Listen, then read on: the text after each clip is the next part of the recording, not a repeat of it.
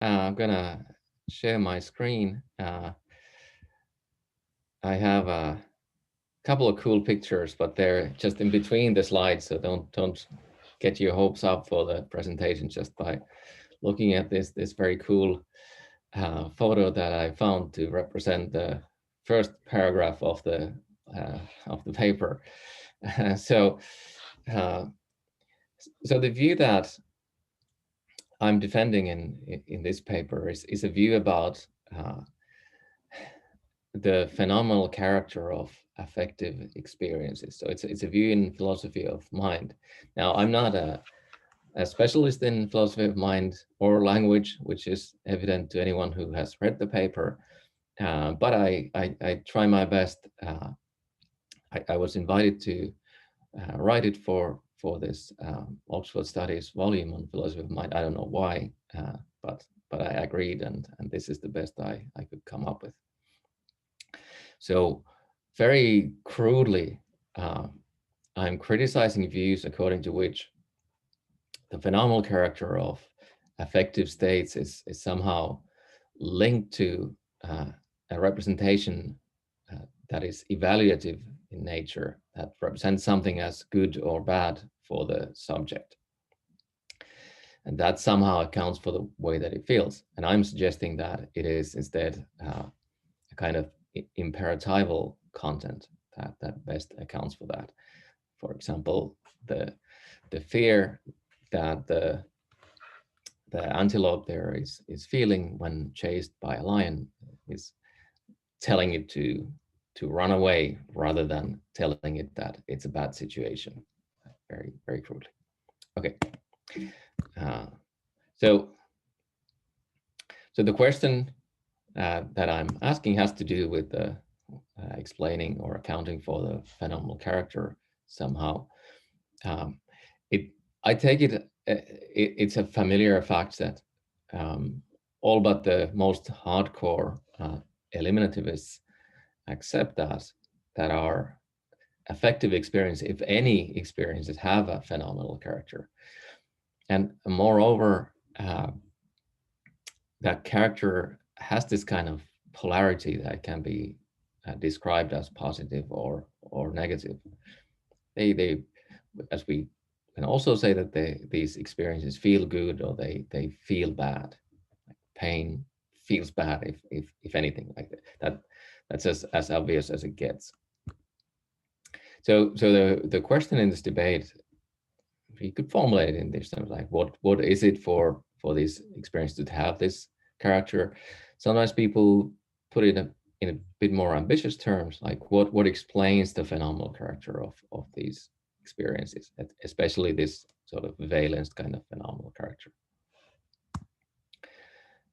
And in the paper, my kind of argumentative strategy is to focus on the kind of functional role of valence to assess the competing theories of what valence consists in. Because the phenomenal character itself is kind of slippery.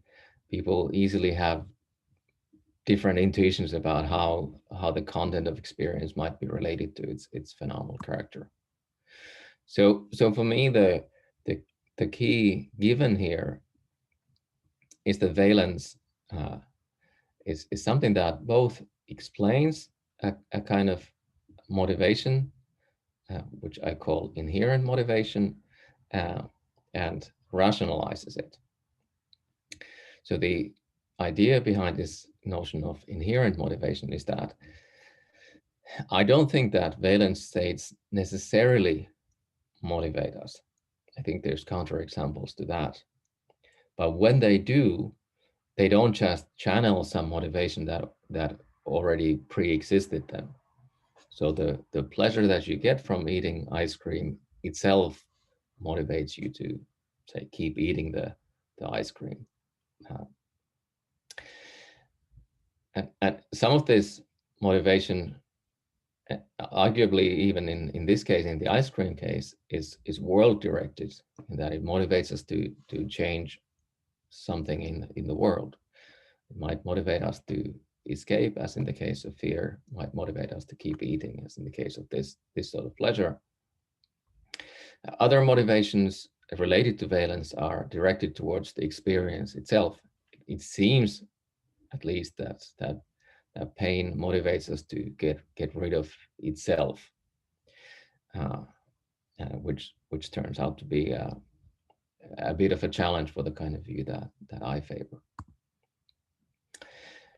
I reject another common explanandum in this literature, which is to claim that valence somehow serves as currency in deliberation. That when we're thinking about what to do, our deliberation is guided by valence. Usually the people who defend this kind of view also think of valence as just pleasantness or unpleasantness. That basically, we choose the option that's pleasant, or the most pleasant option in prospect. I think that this and Luca Ballasina's quote, actually that paper is now forthcoming, but it's the wording is the same. I just checked it yesterday. It expresses this idea, but I think that that's not correct, except in special cases. So there's certainly choices that we make on the basis of anticipated pleasures and pains, but there's also choices that we make on other bases. For example, just because we believe that one option is better than another without having a particular affective state. It's not why I brush my teeth in the morning, because I think it's the most pleasant thing I could be doing. Okay, so much for what I'm going to try to address here, and if there's any questions about the target here, this would be a good time to ask them. If not, I'll just keep going. Okay, so much of the literature here focuses on algedonic, which is a word that I only learned when I was writing this paper from Uriah Kriegel. It means something related to either pleasure or pain. But this tends to be the dimension that people focus on. So in one of the debates, so especially in debate concerning pleasure, it's common to distinguish between internalism and externalism in this way, that the valence, and in this case the pleasantness, typically is an intrinsic phenomenal quality of the experience. And in that literature, the common view is that there is nothing to explain. Like, it's just a kind of brute fact that certain experiences have this sort of phenomenal quality. Now, this view doesn't really explain the inherent motivation. In fact, Ben Bramble, who defends a view like this, holds that it's possible for there to be aliens who experience pleasure, but are completely indifferent to it, that it doesn't engage with their motivation in any fashion. And I also think that there can be pains and pleasures that don't engage our motivation, but I do think that there is an intimate connection whose nature I'll explore later on. Now, externalist views think that states are valenced in virtue of some attitude, negative or positive attitude.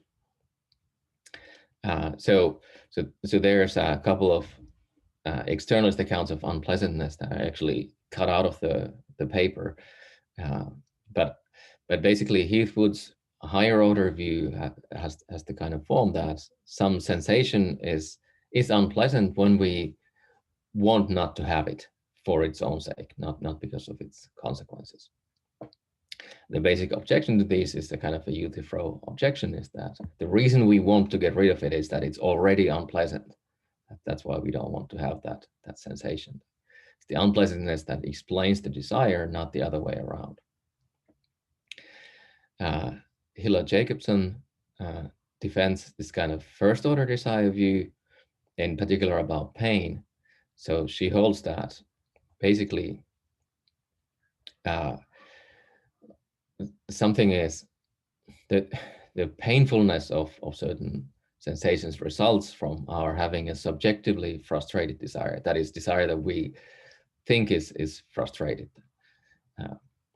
towards a bodily condition that we nevertheless think obtains. So that's why it's frustrated, because we think that there's certain damage to our body which we don't want to have, and that's what makes for unpleasantness, that combination.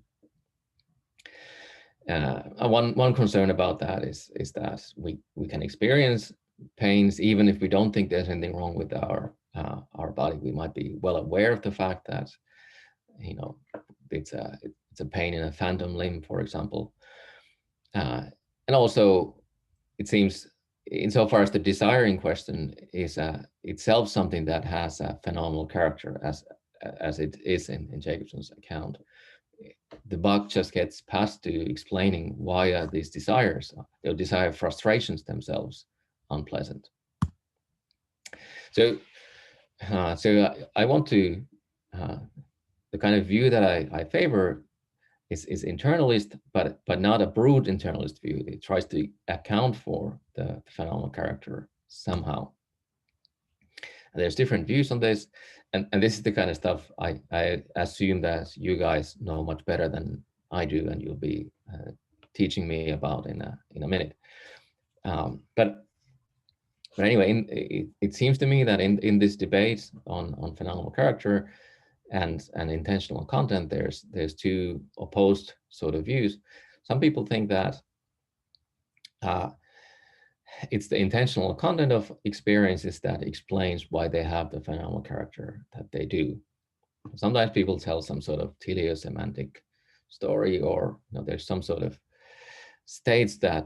internal states that track something out there in the world or in our bodies, and this gives them certain content, and in turn also a distinctive sort of phenomenal character. Now, I'm not. So there's also reductionism in another direction. Actually, these slides were made before I added that here. So there's people like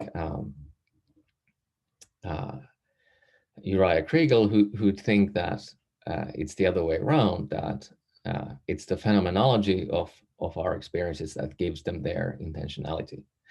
But here I'm just relying on this sort of parallelism, that there's, if you have the same intentional content, then at least in relevant respects you have the same phenomenal character, and vice versa.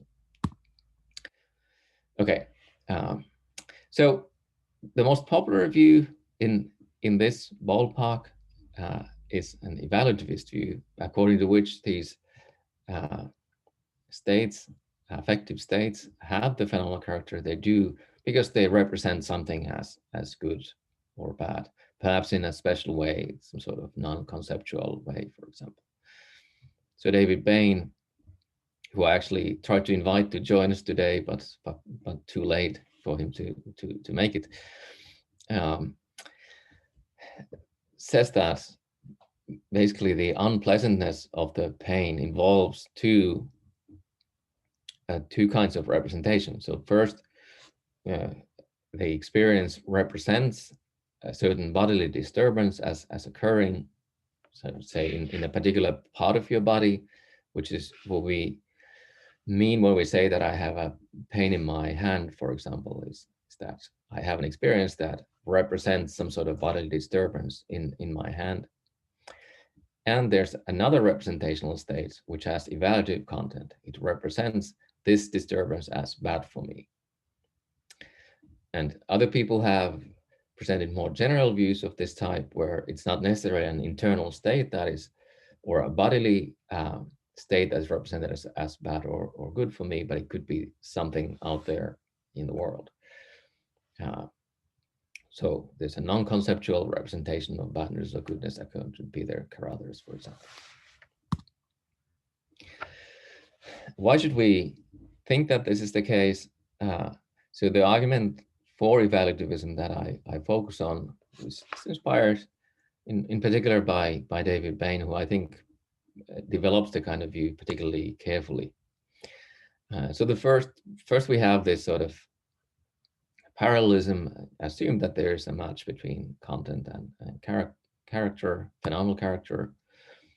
And then we note that the intentional content of valenced effects like pain rationalizes certain world-directed actions, as well as judgments about value, about goodness and badness. The next premise says that it only rationalizes these actions and judgments if the content involves representation of something as good or bad, perhaps in a particular way, where it's also assumed that representing something as good or bad is linked with representing there to be reason to do something or whatever, so that it can rationalize the action. So it follows that valenced effects represent something as good or bad, or to put it more strongly in the kind of reductionist vein, that they have the phenomenal character in virtue of representing something as good or bad. So the other way around, you could say they represent something as good or bad in virtue of their phenomenal character. That would be the phenomenal first kind of view. I think that there's a number of problems with evaluativism, although it is, as I said, the most popular view of this type. So one question that I haven't found a satisfactory answer to in this literature is, is it to represent something as good or bad or better or worse in this sort of non-conceptual fashion as it's generally claimed here? How do I non-conceptually represent something as good or bad? So it has to, in order to rationalize the action, it has to be something, I have to somehow represent it as good or as bad. It's not enough that it's something that is, as a matter of fact, good or bad for me. That doesn't rationalize the action, doesn't motivate it either in the way that evaluativists say. So it's a kind of an open question for them. It's how does that work, especially when people this view is meant to generalize to creatures that lack these concepts of goodness and badness, or at least plausibly do. The second main worry here is a Humean one. So these affective states seem to be action guiding. As I said, there's this inherent motivation. So in general, we know that, or let's say it's commonly accepted that beliefs as such don't have this sort of motivational character. So why would an experience that is not a belief have this sort of motivational character if it has the same content as a belief? So that's at least an open question. Of course, people can insist that evaluative beliefs motivate and evaluative states motivate, but I think that the Humean arguments are pretty solid, especially if you buy into the idea of direction of fit, as I am tempted to do. These one of the reasons why these evaluative representations rationalize action or judgment is that they have a mind-to-world direction of it. They can be correct or incorrect. They represent things as being in a certain way. And the big question is, why would that kind of states have the kind of motivational role that valence states are supposed to have? Okay. And there's a further issue of whether all affective experiences are representations of value. There's some dispute about this, that there's there's perhaps experiences of pleasure and pain that don't seem to represent value. I'm not going to put much weight on that. Okay, so what's the alternative then? If we've rejected broad internalism and externalism and evaluativism, this is where we get to the notion of imperatival content. This is a really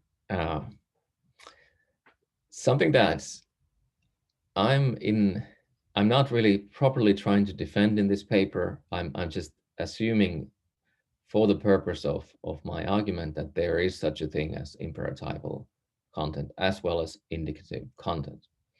And I realized that for you mind and language people, that is far from an innocent assumption. But let's see a few things about how the people who do make this distinction think about it. So this is based on Max Hayward and Luca Barlassina's work, the way I'm characterizing the distinction now. So the sentence "door is open" has this particular kind of content that people in this debate label indicative. Its function is to convey information. It has correctness conditions that specify the way that the world is.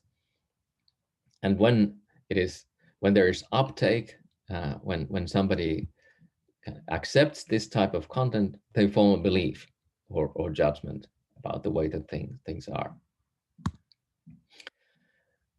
Imperative content is exemplified by "open the door." So its function is to guide action. It has satisfaction conditions, not truth conditions or correctness conditions. So they specify what someone must do. So there and it's the subject of the sentence is linked with an action rather than a state of affairs. So there's this infinitive form to fi. And when there is uptake, when it's accepted, the result is motivation to act. So here the big question is, my first response to this distinction was, well, don't we have just, didn't Frege already figure this out, that there is the same content and then there's different force attaching to the same content? But turns out that there are a bunch of people, a kind of minority tradition of people who say, no, there is actually a difference in content and not just in the force with which the content is asserted or accepted or whatever. Maybe Peter Hanks develops it most carefully in a kind of philosophy of language perspective. He appeals to these, for example, to indirect reports, where it seems at least tricky to explain the difference between different sort of indirect reports, just in terms of indicative content.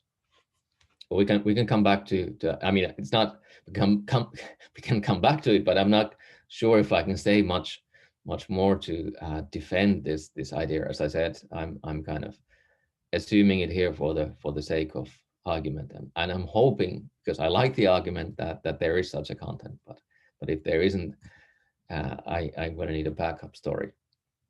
Okay, but let's go to imperativism then. How to make use of this idea that this kind of content accounts for the phenomenal character of affective states.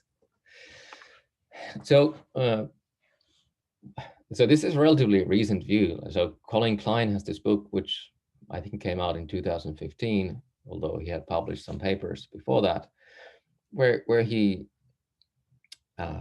argues that there are certain sensations whose content is best understood in imperatival terms, like thirst or itching. So they have a particular sort of function that he compares to fire alarms, that you don't. He especially is someone who he thinks that there isn't really a representation here at all. There's this, it's uninformative kind of content that's insistent, that you know, that grabs your attention, that you can't kind of shut down. And it's, in order to perform its function, it has to be independent of kind of executive control, top-down control. You know, you need to scratch when you're itching. You need to drink when you're thirsty. Still, it's not like a reflex behavior, because, you know, if you're thirsty, it doesn't mean that you will automatically go and drink something. I'm pretty thirsty right now, but I'm motivated to finish the talk before I get a drink. And pain for him has a similar sort of function. It's to get us to protect about part of our body. And he thinks that this, having this type of content telling us to do something about, to protect a part of our body that is undergoing some sort of disturbance or damage, gives it sensory phenomenology. Now, when it comes to pain, it's important to distinguish between the sensory phenomenology of pain and the valence phenomenology that it has. And that is because there are credible cases of people who are in pain, but are not in an unpleasant state. So people people describe with certain, with pain asymbolia, this kind of condition. They say that they feel just the same as before when they say burn their hand or something, but it's not unpleasant. So we have to distinguish between the kind of purely sensory aspect of pain and its algedonic aspect, its painfulness, its unpleasantness.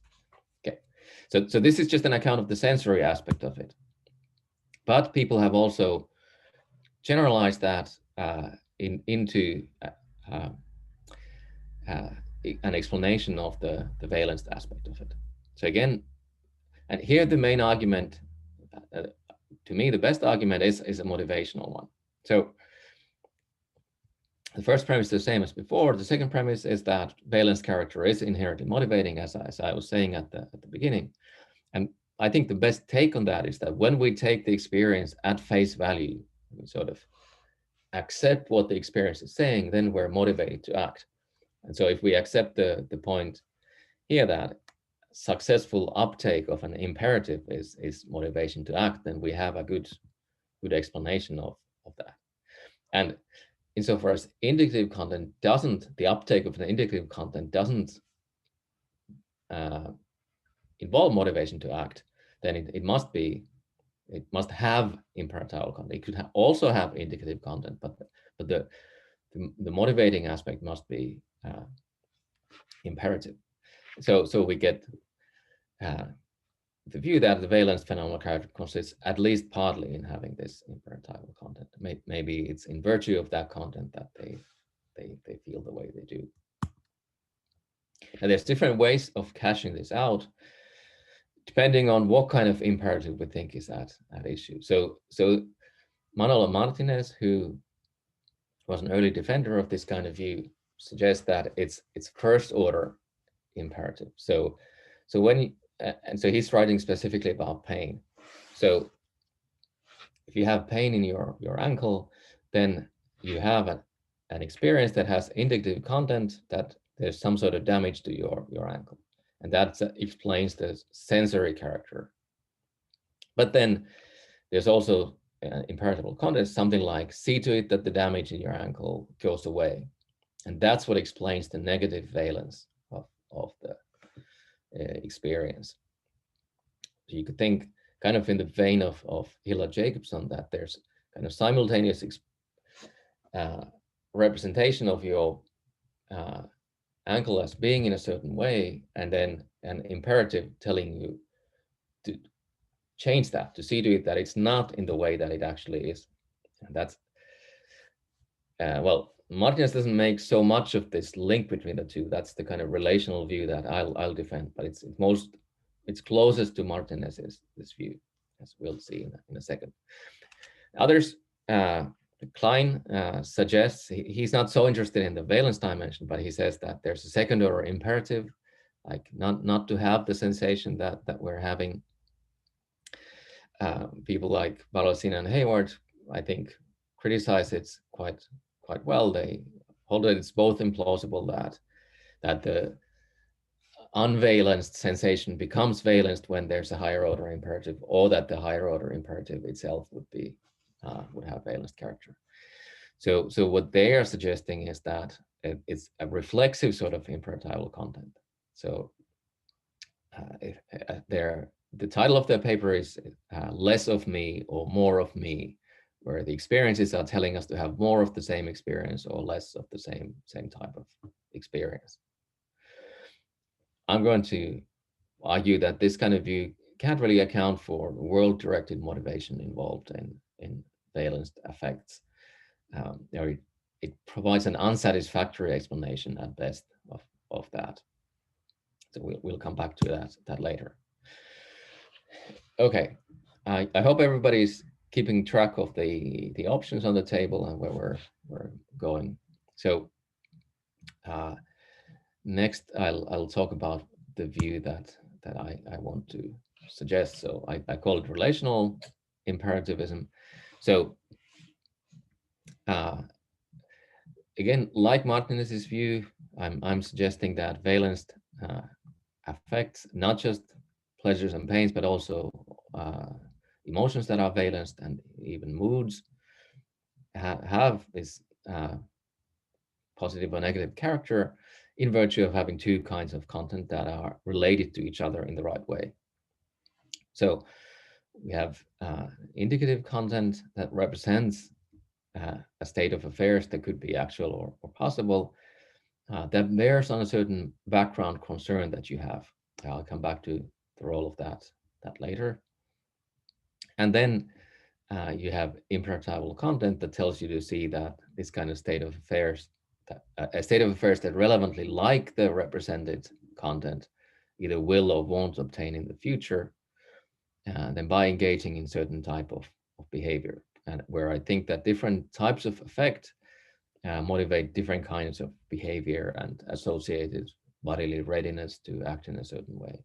So I also think that content has to be subjectively authoritative, which I'll explain in a minute what I mean by that. But that's very briefly the view that I want to defend. So the indicative content here is a presentation of some sort of state of affairs that matters to you in virtue of some sort of background concern. So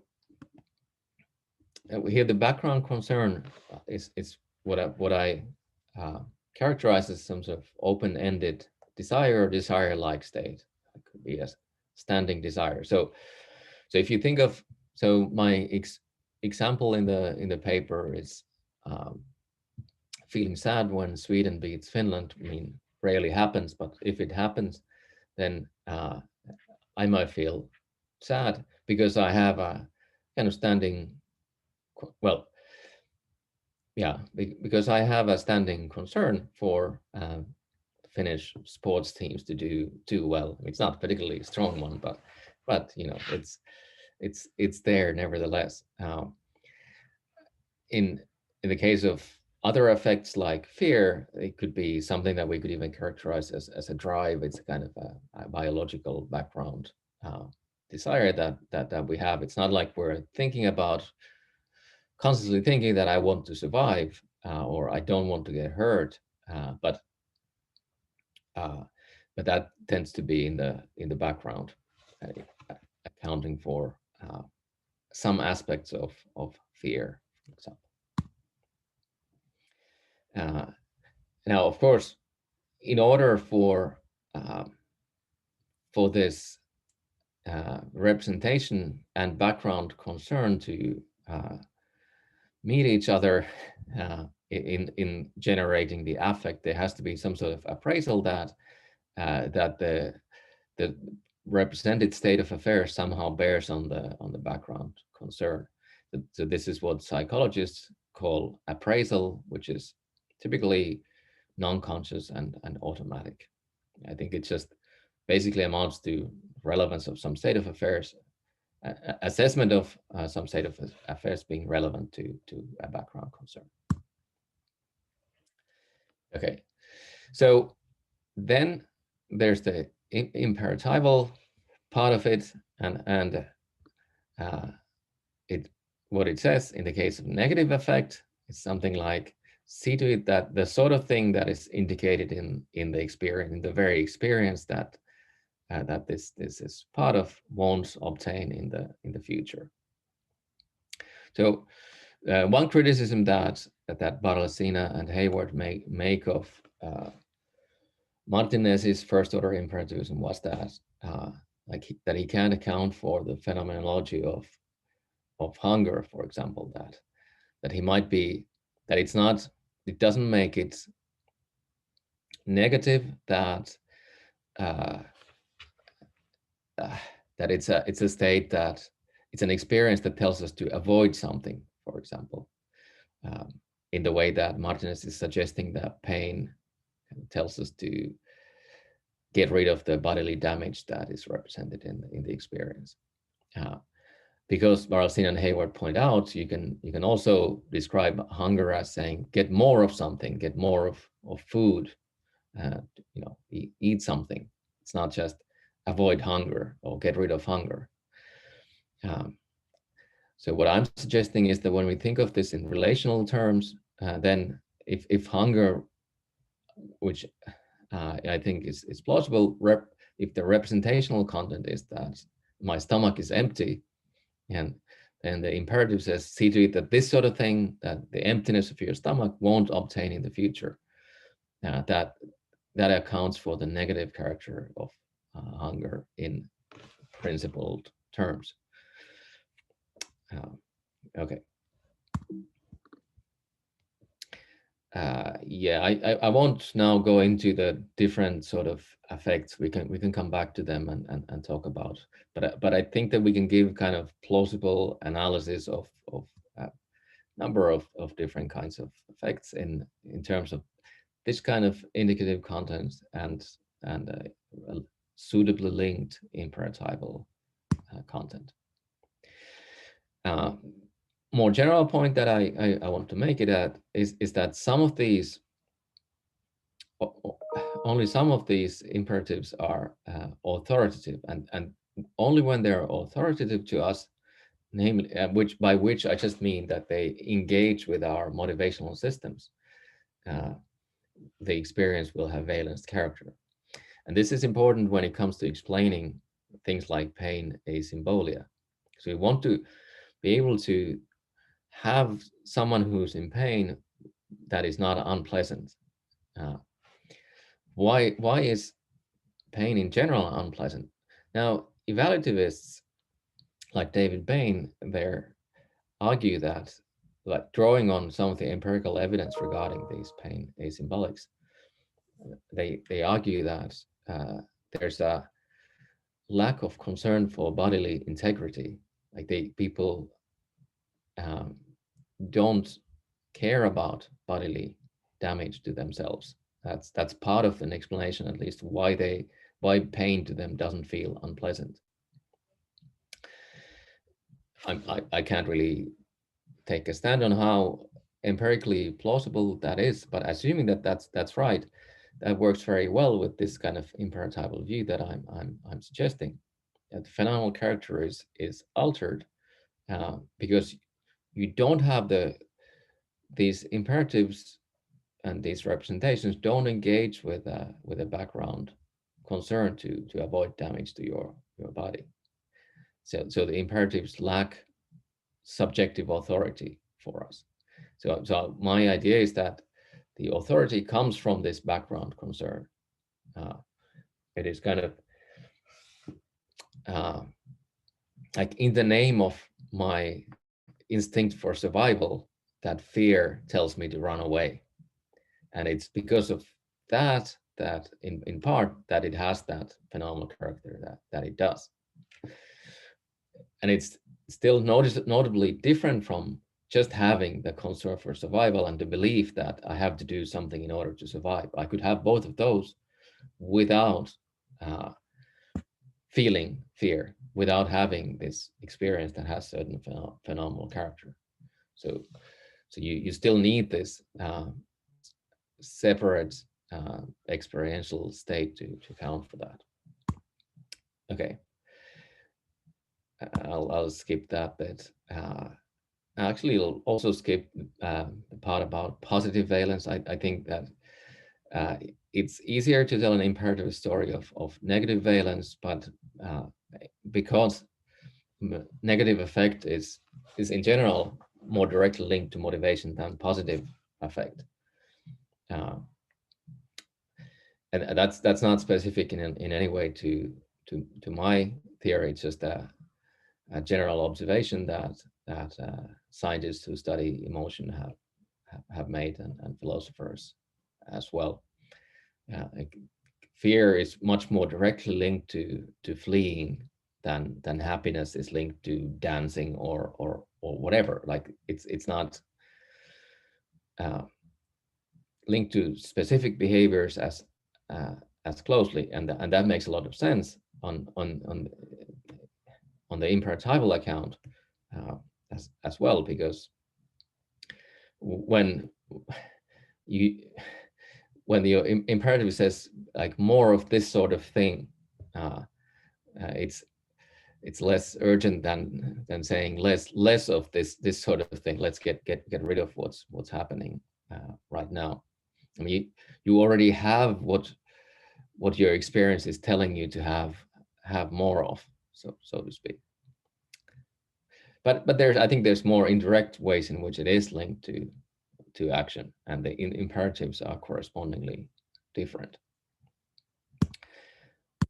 Okay, so I think that this type of account gives a suitably nuanced account of affective motivation, and also of the phenomenology insofar as we can get a hold of that. Again, I'm not so sure we can do that, but people like Martinez say he has a show paper on disgust, and he says, well, this is what disgust feels like. It feels like being compelled not to get polluted by disease-causing substances. So he thinks that it's, if you introspectively focus on this experience, it is as if it's telling you to do something. It feels right to me to that's also how it feels to me, but I'm putting more weight on the functional role of valence here, because I prefer not to rely too much on introspection here.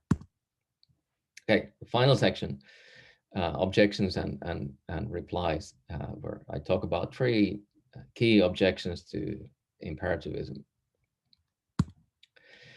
So, yeah, and I'm not sure which of these is imperativism, which is some other view. So we'll find out. So so the first objection is, naturally enough, comes from the evaluativists, who say, well, you're granting that these negative effects rationalize actions and judgments. That was, I said they both motivate and rationalize at the beginning. That was the explanandum. But how could they rationalize? They don't represent anything as bad, these imperatives. They don't have representational content. I mean, on my view, these experiences do have representational content, but it's not evaluative. It doesn't involve representing anything as good or bad as such. So it can't explain how affects rationalize, and hence it can't account for the phenomenal character. It's not a good account of that. So Peter Carruthers, for example, he talks about fear, and he says that when you're afraid, when you encounter a bear on your hike, this state of affairs, this or some aspect of the bear is represented as bad view, and that explains why it rationalizes escaping the bear. And David Bain says similar things about unpleasant pains. So I think it's an important challenge, and to soften up first, to respond to this. I think that the sort of representational content that is involved here is not really very well put in terms of just representing something as good or bad, or even good or bad in a particular way. But if we focus on the phenomenology, we could look at someone like Sartre. So this is actually just as an as a side note. When I was a grad student, I translated this early book by Sartre, La Transcendance de l'Ego, into Finnish, and this is from that book. Like, I was always impressed by his kind of phenomenological descriptions. So he's talking about the feeling of pity and the mode of consciousness that it involves. Like, it's the way that things appear to you when you feel pity for someone. And he says that if Pierre has fallen, like his consciousness, the content of his consciousness is of Pierre having to be aided. Like, this is the way that Pierre appears to him as having to be aided. Like, this is a quality that seems to attach itself to Pierre, who has fallen, as much as, say, a particular hair color or something like that. It seems like it's something out there in the world. Matthew Radcliffe interprets Husserl as saying something similar, that we experience some opportunities, some possibilities, as calling for their realization in our emotional experience. I couldn't quite find it in the Husserl passage myself, but I'm sure he knows Husserl better than I do. And Korsgaard uses similar sort of language, and this is where my initial example also came from. So for Korsgaard, this sort of a basic mode of representation is this sort of teleological perception of something as to be fled, for example, or something as to be eaten.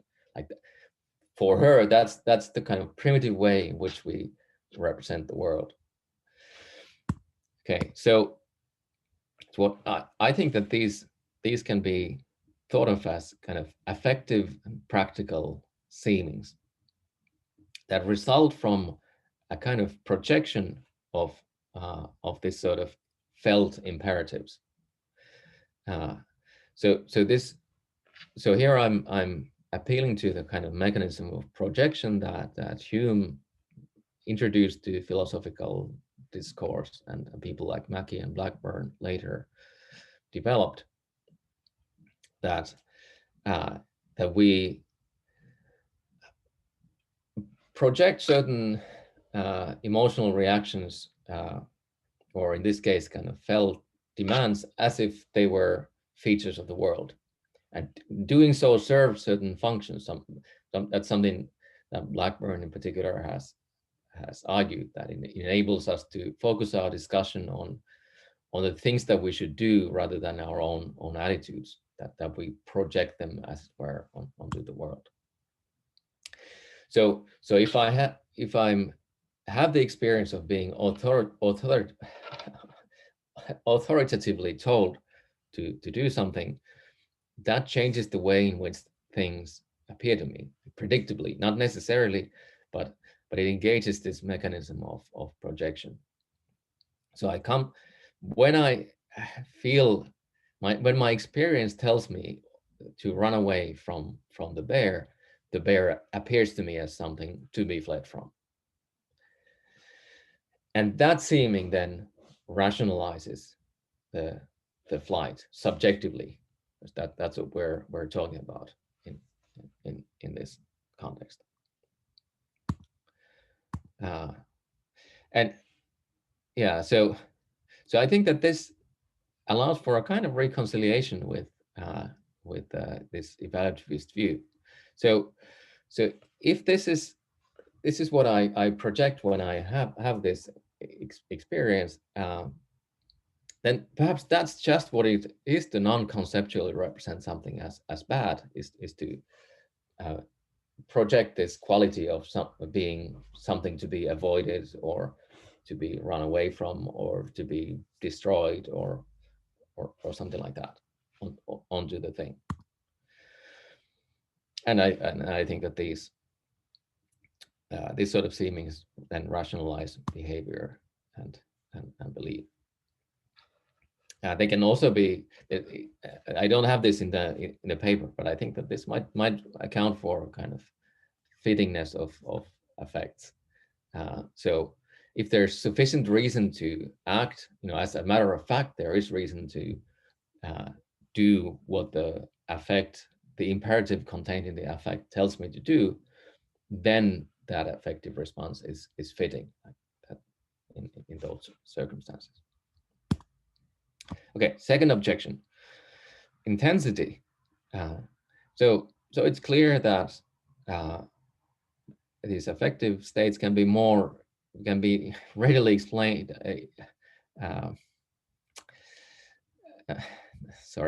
Can be thought of as being more intense than others. Like, not all pains feel equally bad. Some feel worse than others, and some hopes are also more intense than others. But commands do not vary in this dimension of intensity. They can be more or less polite and so on, but that's not the same thing as being more or less intense. This is an objection that is raised by Michael Tai, among others. So if so, then we can explain intensity in terms of commands. So then, insofar as intensity is a feature of valence, then we can't explain valence. Now, this is something that Martinez and Klein have addressed in at least one or maybe two joint papers. And their basic response is to say that in addition to the satisfaction conditions, imperatible content involves this sort of ranking function, where they appeal to this cool Cold War era phone system in the US called Autophone, where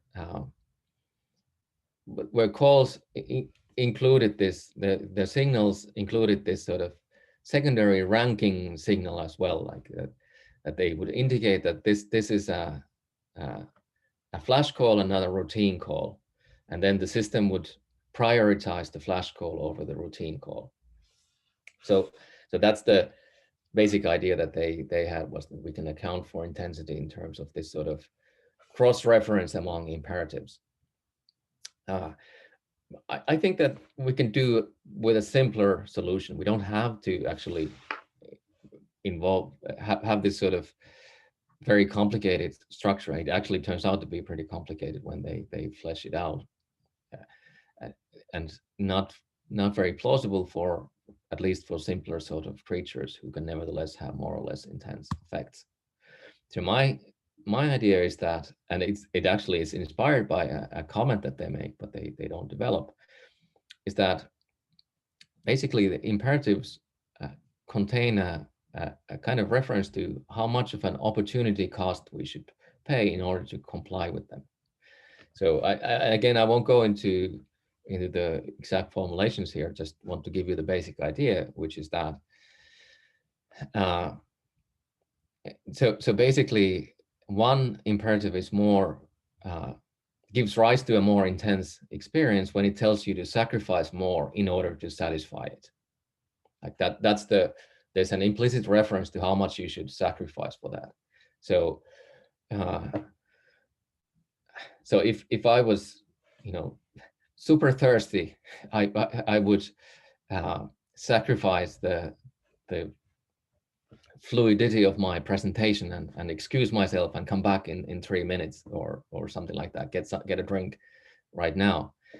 If I'm a little bit thirsty, I'm not willing to do that. I'm willing to pay some opportunity cost. That is, for example, if if I was as thirsty as I am right now, and I was just reading a book, I would pay the cost of taking a few minutes of my reading time to get a drink for myself and not be thirsty anymore. So that's the difference in intensity that derives, on my view, from these, what kind of opportunity cost it tells you to bear. Okay. Finally, there's a challenge that arises both for evaluativists and imperativists.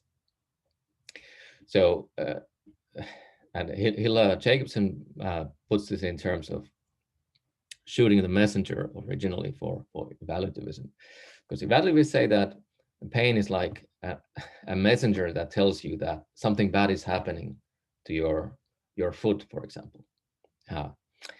And it's understandable why it motivates you and rationalizes you to do something about your foot. But why does it motivate you to take painkillers? Why do something about pain itself, if it's just a messenger that something is wrong with your foot? So that's why shoot the messenger? That's the challenge. So here, I think there's a parallel objection to imperativism here, which is that if you're being told to do something about your foot, for example, if we're talking about pain, why should the officer who tells you to do that? How can we explain why we take painkillers and not just protect our foot if we have first order imperativists of some sort? Now, here again, I'm drawing on David Bain, who says that this is actually, in part, this is begging the question against evaluativism.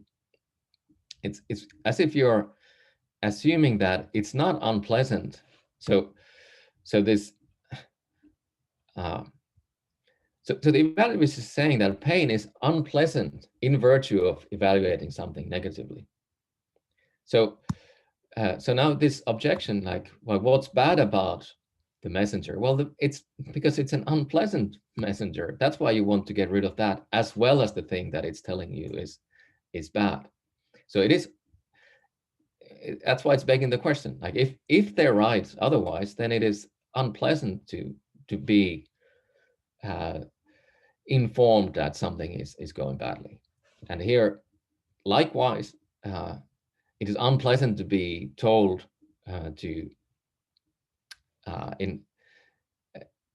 in this experiential fashion to change something that you represent as being the case. So the reason to take painkillers is that pain is unpleasant. There's a different question of what constitutes it's unpleasant. But if you accept what was said before, then you already have an explanation to that. But still, there's a further issue that arises for imperativism, which is what rationalizes getting rid of the unpleasant affective state itself. Why you subjectively, why do you see it as bad if it's focused towards the world, like the damage to your foot? So here what I want to say is that this is actually not a given that it motivates to get rid of itself an unpleasant state. We are motivated to take painkillers, that's true, but we're not motivated to take grief killers or fear killers when we have those unpleasant experiences. Not at least, not necessarily. We might be, but it's not part of the experience itself. So I think that in order to account for that contingency, we just have to say that we have a background concern to avoid unpleasant states, which can be authoritative or whose authority can be outweighed or overridden by other states when we think that it's appropriate to grieve, for example, or to feel fear. And in light of that, we have a higher experience. We are displeased by the fact that we're undergoing an unpleasant experience, and that can motivate us to get rid of it. But again, that's not even necessary in the case of pain. So people like Gwen Bradford have argued that sometimes we welcome pain, and that makes perfect sense. maybe even for its own sake in some contexts. And then we're not displeased to be in pain, and we're not motivated to get rid of it, to take painkillers. So it's actually an advantage to have a more flexible account that doesn't involve this sort of automatic reflexive motivation. Hayward and Barlosina can't account for this contingency, because for them, what makes something unpleasant is this reflexive command to get rid of the state. It has to always be there for them. So roughly speaking, I've given about 3 arguments in favor of relational imperativism. 2 first ones I talked about earlier, and third is, I guess, that I can give plausible answers to these objections to imperativism. Thanks, and sorry for speaking so long.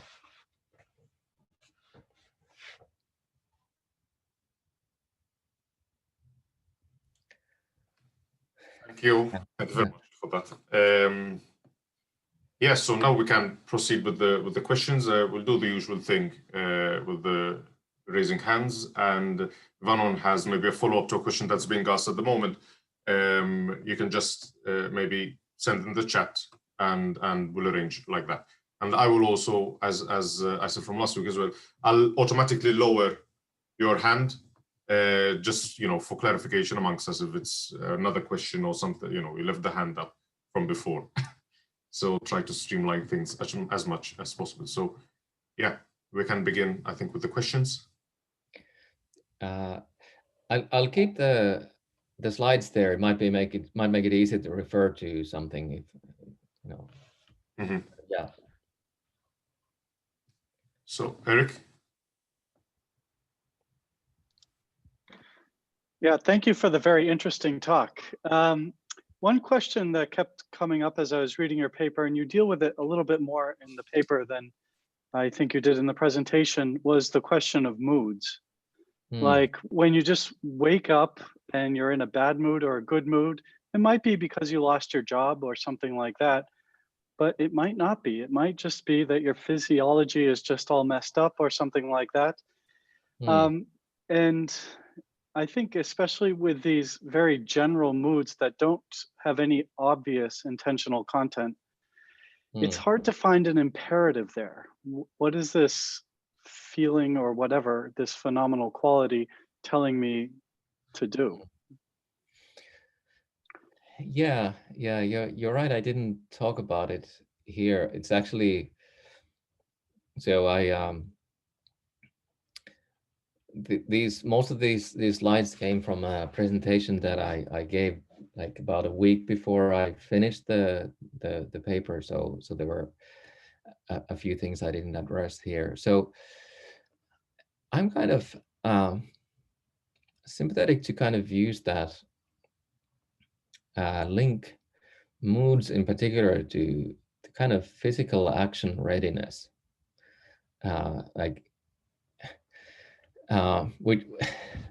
which is clearest and easiest in the case of moods that do motivate to prepare for at least some broad type of action. Like it's depression, insofar as it's a mood, is a challenge always for views like this, that they doesn't seem to involve preparedness for anything. But moods like anxiety are relatively, I think, plausibly accounted for. It's kind of the imperative is something like so the representational content is something like there's threats around, there's some vague unspecified threats on the horizon, and then the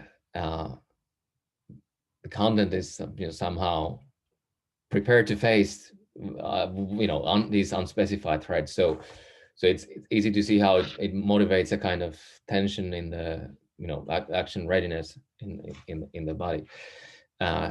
So if you wake up in an anxious mood, I think we're doing okay. But of course, you could wake up in a lot of different sort of moods that are not so easy to cash out in terms of imperatives. So, but maybe, and I guess this goes back to the issue that I I kind of skipped there with positive emotions. So because you might just wake up in a good mood, and I think that there the sort of imperative is kind of, get up and explore. There's so many good things to do in the world. Like it's like it's still kind of telling you to. There's different kinds of good moods. There's tranquility that might just say, let it be, which is also a kind of imperative. Like don't go changing things because there's no threats. Everything's cool. But then you have this more sort of energetic positive moods, and I guess I do think that they can be like so I guess so part of the story is that how specific is the content of the imperative. The less specific it is, the closer you get to mood and mood-like phenomena, and what we think of as distinct emotions tend to have more specific motivational, so again, imperative contents.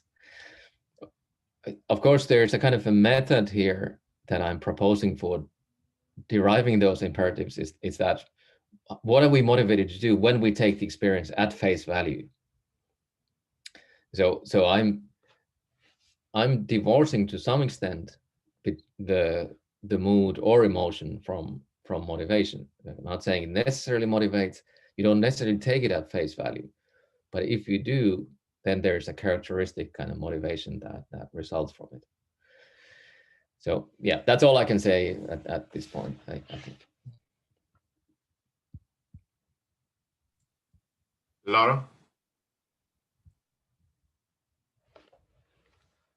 Am I the only one with another question? Because I feel like I still need 2 minutes to like really make it intelligible. Am I the only one? I look like I'm the only one. Oh, there I go. Yeah. Go for it so I can think this through a little bit more. I have so many thoughts. I'm kind of in the same position, but I'll try and formulate something intelligible in the hopes that that will help others too. So here's so I'm just trying to think about applying your kind of view to different kinds of case. So here's a case that I'm thinking about, and I think I'm not exactly clear on what your view would be predicting and whether what I think it might be predicting is plausible or not. So, so suppose that I am looking at an extremely tempting piece of cake. Okay. And I'm anticipating eating the cake. Now, I think for some people, this might be a pleasant experience. There's a kind of, pleasure in looking forward to something that you're going to do. For others, it might be an unpleasant experience if you are determined to eat healthy and and eating the cake would violate that commitment. Okay, so so we have this, we're anticipating eating the cake, and there could be two different kinds of valence to that experience. I think your view is doing some kind of justice to this because of the role of concern. Like if the person who's determined to eat healthy has a concern that the person who's just eagerly anticipating, looking forward to eating the cake doesn't. But then, so I guess I'm wondering, so that seems like the crucial difference between the two, plausibly, or at least on one natural way of thinking about the two ways of developing the case. So then I guess I'm wondering what the imperatival content is going to be in those two cases. I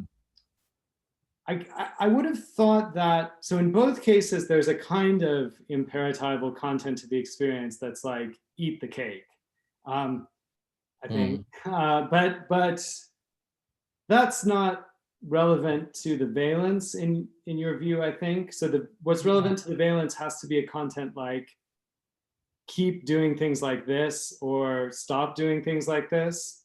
And I guess I'm just wondering, I can kind of make sense of the idea in the positive valence case that like keep putting yourselves in situations where you're going to get something nice in the future or something. I mean, that I could kind of see that maybe, or but then I'm wondering in the negative valence case, is the imperative going to be, I mean, I would have thought that the relevant imperative would be don't eat the cake. But again, that's not going to be enough to get negative valence on your view. So I guess you're going to need something like, don't put yourself, well, I guess I'm just not sure what the, So I guess I would emphasize that that there's a kind of, there's a difference in focus of like already in the representational aspect of those. So in one case you maybe, I mean, and again, we could flesh out in more detail these cases in different ways, but let's say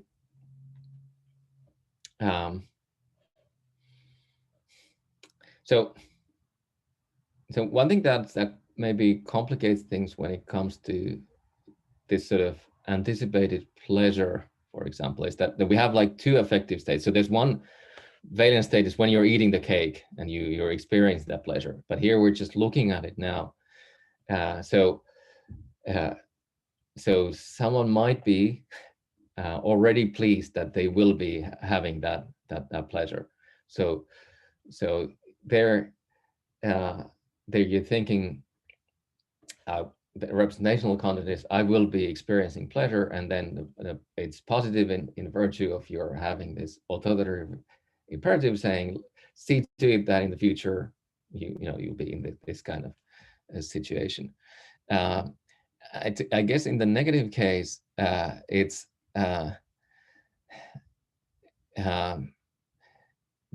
probably I would think that the natural way to cash out the representational content is something like I'm in a situation in which I'm going to do something I've sworn not to do, and then it's see to it that you're not, let me see to it that I'm not in the kind of situation in which I'm about to do something I've resolved not to do. Like, so I think that the difference would come out like that. I think there's actually an interesting variation on these, which is that when even if you anticipate enjoyment, you might be in an unpleasant state now, because if your accent is on, so, and this is a kind of nice sort of gestalt switch that I think can happen, is that you can either, if you think of, I'm going to be eating the cake soon, and you have the positive experience, but you might also think, I'm not eating the cake yet, and let me see to it that I'm no longer in this state where I'm not eating the cake yet. Then that'll be the negative experience. So desire seems to me to be the sort of state that can have either positive or negative valence, kind of depending on where we put the accent, so to speak.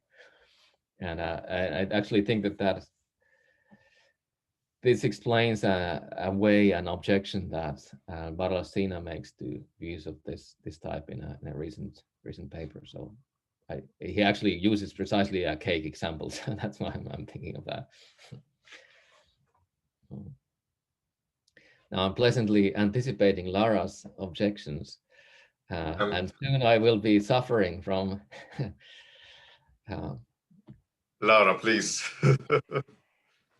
It's just that I'm an evaluativist, so I'm very close to all of those things. So no, but basically, so it's kind of a two-folded question. So the first thing is really a question, and the other one is like stuff to look into. So I would like for you to explain to me a little bit better. So I think I'm very on board with the first objection that you presented, so the evaluativist objection. And so if there is no kind of like evaluation directly within the emotion, how can you have, for instance, a flight response, or the fact that you're like seeing this object and be like, it needs to be fled from? Because it seems to me that you need, so personally, I do understand like emotions kind of like Frida and Mesquita, and so that they have like this feeling sensation, and they also have a second part that's kind of belief-like in some sense, which is, and it seems to me that you really need this like belief-like state to, it's instrumental to achieve the action readiness that's present within the emotion. And I'm not really sure how you can make without it. But at the same sense, when you want to like, then like, I think it's also the way for you to maybe bridge your position with some more sorry, I cannot pronounce this word, evaluativist stances, by having kind of like emotions being those two aspects, maybe. I don't know. What do you think of this? And thank you for the talk. It was super interesting. First of all, I hate the English for always changing where the stress is put in a word, depending on, like in Finnish, the stress is always in the first syllable. We never have these problems. I have them all the time. So I mean, I just, if the imperatival content of fear is run away, how can that not motivate? I mean, I think that's a very straightforward, like if you accept that command to run away, then you're motivated to run away. That seems to me as straightforward as it can be. I think that the challenge is the rationalizing part. And again, that way, stress was wrong. Rationalizing part, and so this is, I mean, I think it's a good question. So in my view, I'm thinking that there's the valenced feeling, the phenomenal character of the experience that has those basically two components, the non-evaluative indicative content and then the imperatival content. And then you have the projection. Now, what is the, which, like, that is to be fled from, for example, in the fear case. So one question we could ask here that's relevant to what you're saying is like, what is the role of that? Like, how does that play into, say, fear? So what I'm tempted to think about that is that the emotion of fear has the phenomenal aspect, but there's more to it than just the phenomenal aspect. So if you are afraid, this projection is part of fear, like the whole experience of fear. Like it's a non-phenomenal part of fear is that you experience the object as being to be fled from, or at least it's non-valenced part of it. It might be phenomenal, but it's not part of the valence of fear. But still, it is part of the emotion, and it helps explain why it rationalizes. Why I do think that it has at least potentially a deliberative role as well. Like say in the case of anger, like because this is something I'm kind of independently interested in, and I've written about, is like, how does anger motivate us? So I think that there's actually two ways in which it happens. So one way is we can kind of just accept the imperative and directly be motivated by anger, which tends to result in in kind of violent behavior. But it, insofar as it involves this representation, the projection that this is something is to be stood against or to be prevented or stopped, or whatever the anger is focused on. It can also feed into deliberation, that we can take, okay, this reason to stop those builders or whatever we're angry about. So, and that can also lead to behavior via deliberation. So you can kind of play this more informative role as well as direct motivational role. And I think it's important in understanding the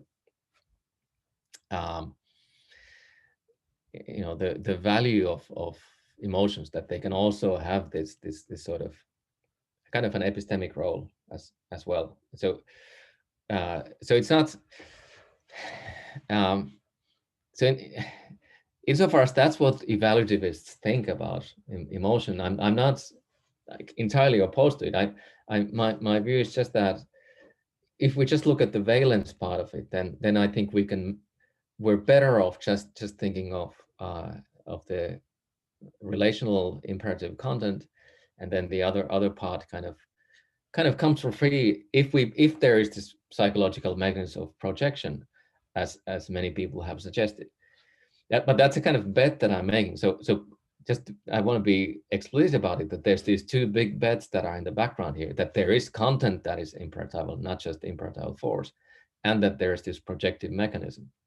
If those don't exist, this story doesn't work. And I'm just assuming, I'm not arguing in favor of those. Thank you. Thanks. There's Derek again. I don't know if there's also anybody else who has any follow-up questions or further questions.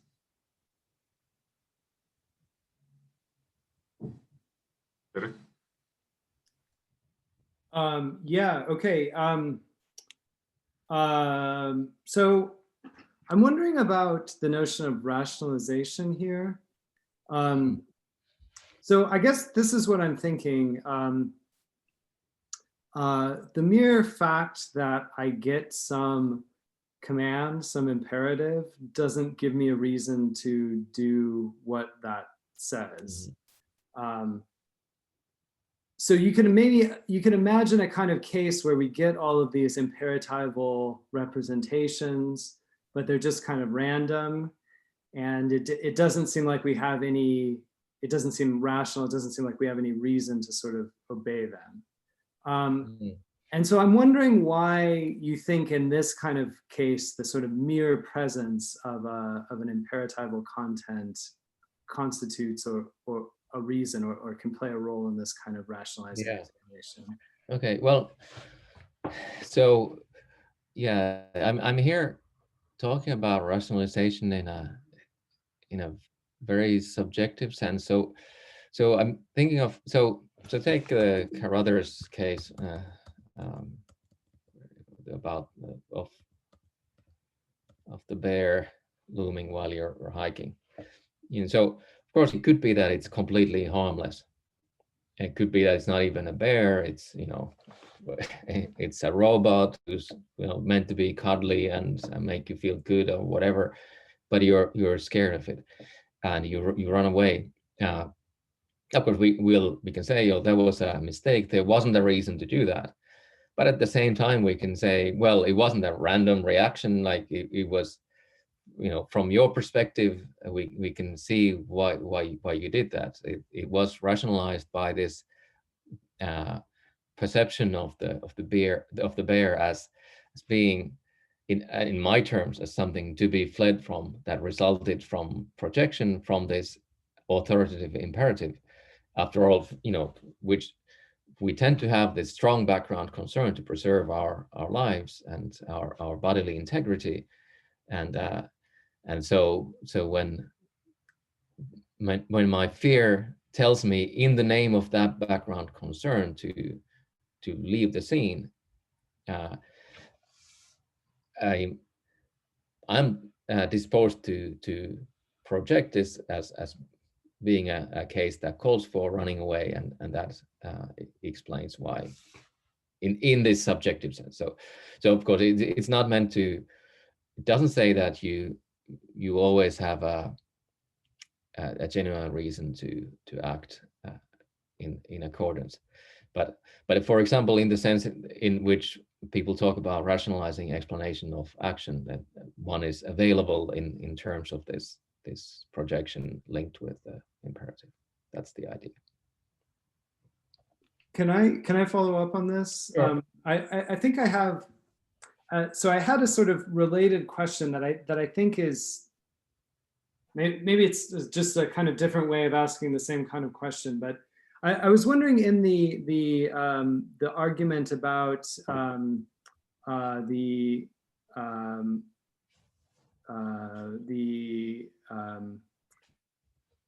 motivational role of valence. It appeals to this notion that valence phenomenal character is inherently motivating when we take the experience at face value. And I can see how in the cases, I can see in the case of representational content, what it would be to take it at face value or fail to take it at face value. But it's less clear to me in the case of imperatival content, what face value really amounts to. And I think that might really matter here, because when you're thinking about, thinking again about the case where I'm just getting these random imperatives like, do this, do that. If I endorse them, if I sort of take that as like, something that's to be done, then I can see how we can get a rationalizing explanation going. But it's less clear to me how. It's less clear to me that there is a. It's less clear to me how to make sense of this in this kind of case. It seems like there's in the case of these experiences, there's less of an issue of taking it at face value. But then to me, that potentially at least puts more pressure on the idea that these are the mere presence of these things is a rationalizing explanation. Well, maybe the best way to think about this is in terms of emotional responses to fiction, where you know it's fiction. So you're sitting there at the movie theater, and Dracula jumps from his coffin, or something like that. So I think that I know people say all kinds of things about the emotion, but I think it is actually fear that you're feeling in that. At least I am when I'm in those situations, and that it's the imperative is there. It's telling me to jump off, hide, run away, do something like that. But I don't take it at face value in this context, because I do know that I'm in a movie theater, and I also don't project that this is a dangerous situation. Like there's a gap between what the experience is telling me to do and my motivations, and that's where the explanation is that I'm not taking it at face value. So I'm not so if you think of, let's go back to the characterization of the imperatival content there. Yeah, so it has these, has the function of guiding action. It has these satisfaction conditions to tell me what to do, but I'm not. That's where it stops. I don't take it up. This kind of proposal that the experience is giving to me, and when I don't take it up, I don't project either. So I think we get a nice explanation of fictional emotions when we accept a picture like this, and that's where it's clearest where we don't. Because there are also other situations where you are afraid and you take it up, the proposal, but then that is outweighed or overridden by some other concern of yours, where we have competing motivations. Whereas in the case of the fictional fear and other cases where there's no uptake, then there isn't competing motivations. There's just experience telling you to do something, and your motivation to say keep watching the thing or whatever. So yeah, that would be my response to that worry. So sorry, if it just one more quick thing. So in the case of fiction, you're not taking the indicative content of the experience at face value. Like in the case you're watching a movie and you it looks as though Dracula is jumping out of the coffin, and you're not taking that at face value, but you're suggesting that you're also not taking the imperative like run or something at face value. That's right. It's a good observation that I'm also not taking the the indicative content at face value. I'm kind of wondering whether there could be cases where you do take that at face value, but not the. So I suppose that might be. Because insofar as it's non-evaluative content, then it might well be possible. Like again, I'm just gonna scroll forward to what was it Carruthers there, what he says, like here's, because he also has this indicative content here. It's like the threatening aspect of the bear, its size, its claws. So it's not meant to be represented, I think, as threatening. Like that's already a way of being bad. So there's meant to be a non-evaluative bit and then the evaluative bit. So you could, if you know that the bear is harmless, it might be that you have the same indicative content. There's this sizable animal with its claws out there, and maybe you have this initial reaction of run away, which then you just don't take up the command there, and maybe that happens there. Yeah, thanks. That's helpful. Lara? Yes, it's me again. So I was wondering, so it seems that you tend to not want to have this evaluative content within your own imperativism view, but I'm wondering if maybe we could end up still having evaluative content if we adopt something that could be close to a fitting attitude analysis. But in this case, instead of being just our regular fittingness that we think of, it could be something based on your old motivation thing and the fact that you need to act. Like, for instance, if it's pain, it's like, oh, it needs to go away. So it would be like, in some sense, fitting to like engage with that. And that will actually create, in some sense, an evaluative aspect within your view. So because it seems to me that you didn't like fully explain like the difference between valence and values. And I'm wondering if we might end up with values still with valence if we trick it in some sense. Yeah, okay. Let me just, I think that this is the point that your question is kind of addressing. It's the because I am saying that these imperatives have authority. And you might think, well, this is already a kind of a normative notion, this authority. Maybe the evaluation comes in kind of through the back door in a way like that. So I guess maybe I mean, maybe one thing is that it's kind of a practical sort of authority. Maybe that makes a difference. I'm not quite sure. Well,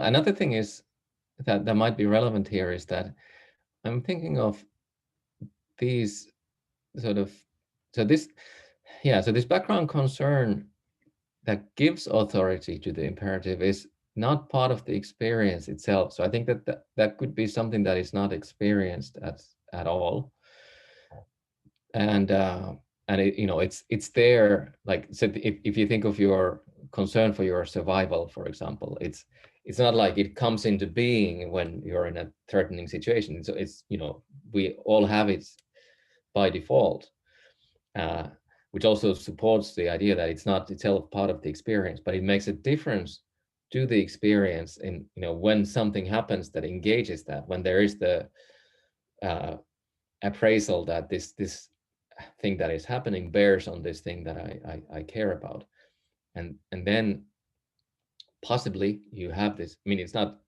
because it's a distinct psychological state of my view. It's not that it necessarily always happens then, but if it happens, and then this lends it authority, but it kind of yeah, I guess I'm not sure if I have a strong argument, like, to say that it's not in any way evaluative. At least it's different from the kind of evaluative content that evaluativists are talking about. If it, there's a normative element to it. You could say that, I suppose, if you talk about authority. Anyway, it's a great question. It's something that I need to think more about. Thank you. I don't know if there are any other questions or interventions. Shintong, yeah. Thank you so much for the talk. So I guess I have another follow-up question about the notion of rationalization.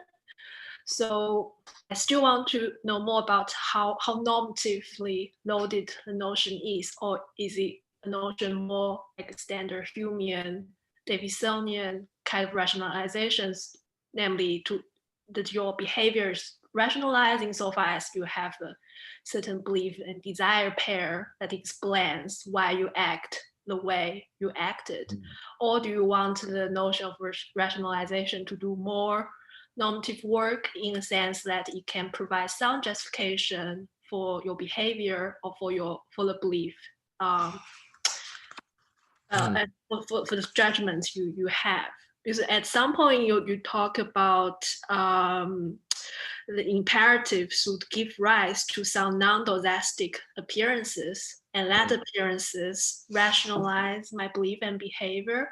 So I particularly want to ask you in that context, whether that non-dodastic appearances which are caused by the imperatives, whether that appearances provide any like justificatory role. That epistemology is that interesting, or is it just merely explanatory? Yeah, good. Yeah, that's actually I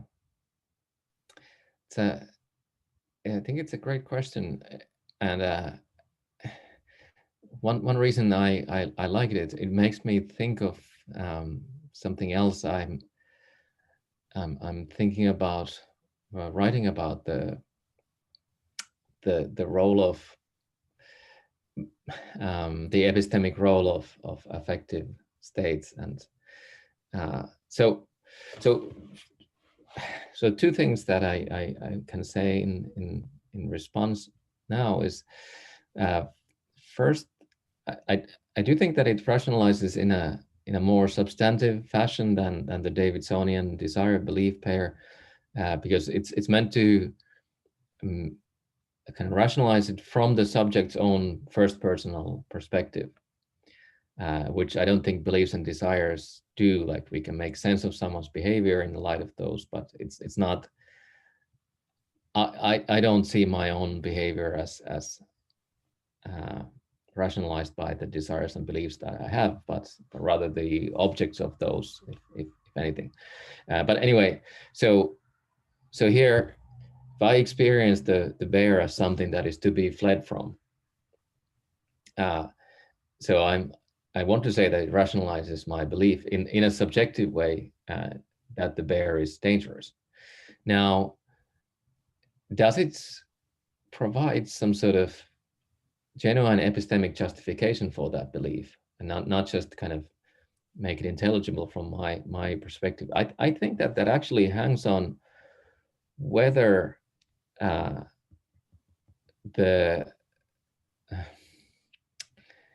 imperative, whether there is reason for performing the action. So, or maybe even better, whether the state that is represented by the indicative content is a reason to perform the action that the imperative tells me to perform. So I had something on one of the slides here that I didn't have in the actual paper, on this. I mentioned it briefly there. I forget where exactly it was. Maybe it was just after the one that I had there. Yeah, about the fitting affects. Yeah, so that's so. So I think it's a somewhat underappreciated challenge to views according to which emotions or affective states more generally can justify our beliefs. That there's quite a lot that has been written recently about the implications of the constitutive dependence of affective states on antecedent beliefs or representations. So some people have argued or claimed that emotions can't justify evaluative beliefs because they themselves depend on beliefs about the world, non-evaluative beliefs about the world. And I think that there's very credible responses to that they add something to the justification that there's that those evaluative beliefs couldn't be justified by the non-evaluative beliefs that the emotions depend on. Okay, so that sort of dependence has been discussed in the literature, but I think there's much less about the dependence, the epistemic implications of the dependence of emotional reactions on our background concerns and other motivations, which I think are there as well. Most uncontroversially in those cases where people have different background motivations. So my delight in the Finnish victory over Sweden, represent this as a good thing that Finland beat Sweden when that happens. But does that justify thinking that it's a good thing that Finland beat Sweden? I think that depends on whether there is sufficient reason to want Finland to do well, and sufficient objective reason, I suppose, if I want to, if the question is whether it's objectively good that Finland beat Sweden, and it might well be that in that case it doesn't provide epistemic justification because the background concern isn't justified, and therefore at least it's not justified in the right sort of way. But is it a good thing that the Soviet Union beat Germany in World War II? Yes, there was a good reason to want them to beat that. If your feelings represent that as a good thing, those feelings might provide epistemic justification for the corresponding belief. So I think that there is a kind of dependence of the epistemic justificatory role of emotion on these background concerns that is made visible at least by this type of account. I don't know if this is a satisfactory answer to your question, but so in another paper of yours on moral intuitionism, seem to argue for view that there are moral appearances, like someone in pain or someone suffering, does provide a justification for me to hold certain moral judgment. Yeah, and I think that paper, that argument was incomplete in this respect, that it didn't discriminate among those different appearances and sufficiently take into account the dependence of those appearances on background concerns and their justification. So I'm kind of I think I've changed my view on that since then. I haven't yet fully worked out what I should think about that, but I've come to doubt that. So just to clarify, do you hold now the view that the non-dodastic appearances, they are projections Yeah. rather than something out there in the world. Yeah, so I think that their projections, that doesn't rule out their corresponding to something that is there. So if it's a fitting affect, if there is sufficient reason for me to act in the way that the imperative tells me to act, then then the appearance. So the projection says that I project it as being as something to be fled from, and therefore as dangerous, or as perhaps as bad in some way. I think that's an appearance that can be correct, or it can be a fitting appearance, even if it is a projection from the imperative. Because if the imperative is something for which there is sufficient reason to that there is sufficient reason to comply with, then the projection that it gives rise to will be apt, let's say. So so basically, I just think that what I said before and what other people have said before is kind of incomplete, and it leaves kind of unanalyzed why there are this kind of appearances, and leaves undiscussed